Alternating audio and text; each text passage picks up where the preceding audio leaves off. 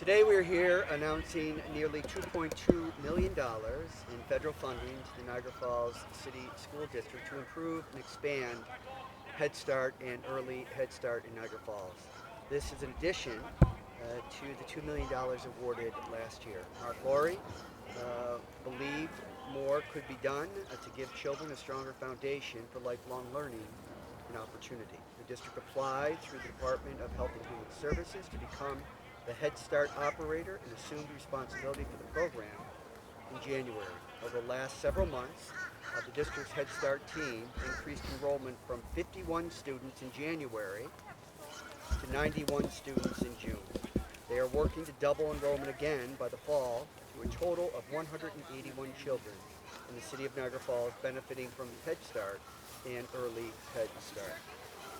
There is a direct connection between early learning and future success. Compared to their peers, children who participate in Head Start are more likely to excel academically in high school and attend college after they graduate. In fact, for every dollar invested in Head Start, it creates an economic return of $9 through decreased government assistance, crime, special education costs, as well as increased earnings, employment, and family stability. The initiative taken by the Niagara Falls School District to lead and improve Head Start programs will have a lasting impact, providing opportunities for students to learn and to grow, supporting healthier families, and ultimately building a stronger community and a stronger nation. With that, Niagara Falls School Superintendent Mark Laurie. Thank you. Thank you very much, Congressman, and we are really proud of this award, and we want to thank you for your work in helping us secure this. We think that we do an excellent job for the young people. I mean the real young people. And I just wanted to acknowledge our staff here who's dressed in their Head Start t-shirts. And I think the most important person that's here is young Dylan McKean right here. He was one of our students. And Dylan would tell you, because he could tell you, how much he's grown and learned and developed by being part of this program. And Dylan is on a path to a great life and a great career and a great future. And he is the example of why we wanted this program. It's great that we have your partnership and support always. We're doing our part to help the city of Niagara Falls become a better place, a good place for our kids with a future. And it happens when you start education early. In the Niagara Falls District, we have a great Board of Education that is committed now to educating 6-month-old students all the way to their graduation at 18. And that will give them a better future, a better career, contribute to this area, and make Niagara Falls and Western New York a better place. We couldn't do it without your support. We are eternally grateful for this and all of the awards that we receive from the federal government, and we appreciate you very much, Congressman. And we really have a partner, a true partner in you. We also have a partner in the city of Niagara Falls that takes any roadblocks or hindrances out of our way, that helps the district move forward. We're going to be doing a lot of these. We continue to be at the same events as things happen in Niagara Falls for the betterment of the citizens, and most importantly, the 7,100 students we have. So, Mayor, we pledge to do our best job. As you know, as a former board president, we pledge to have our citizens and our students ready to lead this city and to do good things. So we thank you for being here. The Mayor of Niagara Falls, Robert Stein. Thank you. Thank you. Thank you all. Briefly, just again, as the superintendent indicated, the most important resource are our children, and the more that our district can do to prepare them for a future that we hope is going to be bright based upon the things that this administration is looking to try and increase job opportunity and improvement in our community. And we do that each and every time with the help of our elected leaders, and most especially Congressman Higgins, who has, I'm starting to see him as much as I see my brother, and that's a good thing. I can tell you, though, that it's projects like this that really set the tone for the future of our city. And so I want to congratulate the school district and the superintendent. I know we talked about this even during the early stages before I left the board, and to see it come to pass, speaking with the teachers earlier after their first year and the director, just making sure that everything went smoothly. She's correct when she talks about wanting to set a culture, and I think that's the most important thing. And again, as the superintendent said, without the strong support of our friends like Congressman Higgins, these things don't happen. So again, Congressman, thank you so much. Thank you, Mayor. Thank you. Questions? Can you just recap how the year went? I know this was the first year for the program, but tell me what happened and were there any challenges along the way? Well, when you take over a big program like this, it's never easy. We have an excellent executive director, Lynette Haley-Stewart, and as the congressman mentioned in his comments, we increased enrollment. What we need now to do and what we will be doing is opening up a second site. Right as we speak here, the Community Education Center on 60th Street is having doors cut as a second form of egress so that we can bring in more of the 1 and 2-year-old children. So making sure that we have all of those particulars cleaned up and taken care of took some time. And as the Congressman mentioned, we're looking to double our enrollment from 90 to 180 next year and open up a second site. So we had hoped to have that second site opened earlier, but I think the next time you're here to give us $2 million, we will be doing it at the CEC, and that building will be open. So getting that underway, cutting the doors, and then we're always looking for more enrollment. We're trying to really find every young child in Niagara Falls to make sure of one thing, that they're in a program somewhere. Whether it's our Head Start program, UPK, a daycare, every child needs to be in a program somewhere, because the belief is a better beginning will make a stronger completion. So between getting the buildings ready and finding all the children, I think those were the two hurdles, and we're on our way there. A lot of times these programs are they're intact, but they're also a work in progress. Yeah. So what kind of feedback are you getting from the parents and the folks involved in the program with their kids? Well, we have a parent here. I don't want to put her on the spot, but she's here because I don't want to put you on the spot. Don't be nervous. Too late. The congressman says you have to answer it. But everybody has a role here. I gotta tell you, kid, that was pretty impressive. Over the fence, diffuse the situation, comes back. Look great, kid. Look great.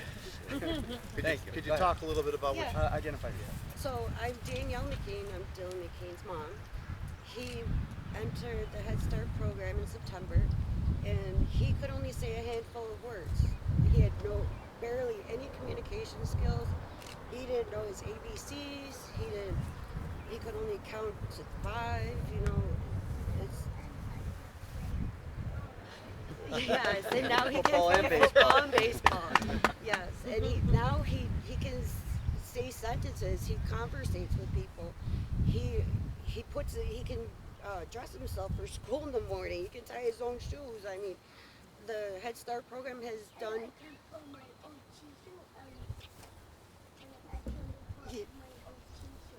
Yes, and the Head Start program, his teachers, especially Miss Sue and Miss Amber and Miss Samara, they have done an amazing job with my son, and I just want to thank them for especially. Well said. Yes. Well, we thank you. We thank you, Yes. Danielle. Thank you so Thank you. much. Thank you. Thank you very much. I'm afraid Dylan would like to have his own press conference. A couple of years. The congressman has a few more years with us. Dylan's no shrinking violet. No, I get it. Yeah. Mark, can you speak a little bit to the types of academic activities and sorts of things that this money will benefit? Sure. I think our curriculum really revolves around what Ms. McKean just talked about: purposeful play, engaging kids in rituals and routines, very basic, the basic beginnings of what a good educational start should be. I think as we have just come through a very difficult pandemic, just having kids in a routine and coming to school, getting up, getting a good nutritional program, getting good health services, which they'll be looked at for here. It's a whole family approach. Working with moms and dads at an early age will give them the sense of strength as they move through. So rituals, routines, purposeful play, getting along with each other, boy, that applies to Head Start and 12th grade in my book. It really does. There's no difference. It's just at a different level. So if you teach them young, they'll achieve high when they're older. What types of effects do you see when you get those kids that have been through programs, once they reach that kindergarten level and they're in elementary school, the benefits of where they are maybe ahead of some of their peers who haven't been in programs? Yeah, they really are. As the Congressman outlined in his opening remarks, we see better school success, better attendance rates, more engaged parent involvement. And with those things, we should, as a school district, be able to take Dylan and his colleagues to a different level. So it's all laid with that foundation. And that's why early childhood, and I'm talking early childhood when we're talking about 1 and 2 year olds, is imperative now. The days when you start kindergarten and go for a half a day like I did, and I'm sure the mayor did here, are over. We need kids as early as we can because there's so many commitments and things that they have to learn. I don't know how it could be done without programs like this, or some program. And you can see by the ladies and gentlemen that we have here, this is a caring group of people. Just having another set of care for this young man is certainly a relief to mom and dad when they do their business. So I also want to address one other thing because we hear it quite often, the need for more child care. In Niagara Falls, we're doing that. We're providing child care for any parent that wants it, whether it be the pre-K programs of the district or Head Start. There is a place for child care that will allow mom, dad, grandma to get meaningful employment or to take care of their own needs. So I reject that notion, in Niagara Falls at least, that there's not any child care support. I think we have it. Now we want people to access it. I reject that notion. It's here. So Niagara Falls should come out and take advantage of it. What are the qualifications for the program? Well, we will get you in a program if you're willing and can get your child to school every day. That's all.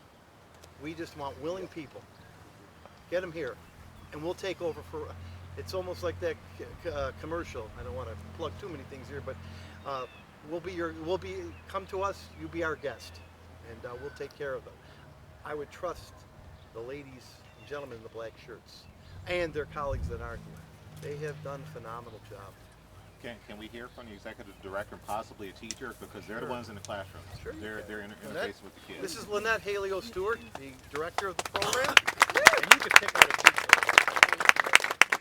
Well, first of all, I just want to echo what Mr. Laurie was saying. Early childhood is the building blocks for higher learning. 90% of the brain is developed within the first 3 years of life. So if we're creating a true cradle to career and a continuum of learning, here, reaching children and families at a very young age, we have an opportunity to change a child and family's trajectory so that they can fulfill their full potential. And we have a caring group of teachers and food service workers, a custodian, family advocates. We wrap our arms around the whole family, and we meet the families where they're at and help them pave a way to success for the whole family. And I mean, Dylan and his mom, Danielle, are a testament to this. Dylan's father came to me unsolicited to tell me just how much Head Start has meant to him and his family. He wasn't able to be here today, but we're so delighted that you could be here with us, Danielle and Dylan. And so much has been just really heartfelt, just over 6 months, because we took over the operations of the whole program in January, even though we received funding in September. And I have seen a transformation of the staff and a commitment, and we have created a culture of care and kindness and gratitude. And I thank you all. We have really pulled together as a team, and we are paving the way for future success. We've had lots of training already. We're building on that, and we are aligning our programs to our counterparts in the pre-K programs with our curriculum is the same. The curriculum that our infants and toddlers will receive is the creative curriculum and Teaching Strategies Gold. It's the same one in pre-K 3 and 4 and Head Start. It creates a continuum. It's developmentally appropriate to create that high quality early foundation years. Who's one of the shy teachers that wants to say something? So, Teacher? Amber. You knew that was Come coming. on. Amber, come on up. Amber. Amber is Dylan's. Thank you. What's your last name? please? Amber Sawyer. I am Amber. I am Dylan's teacher.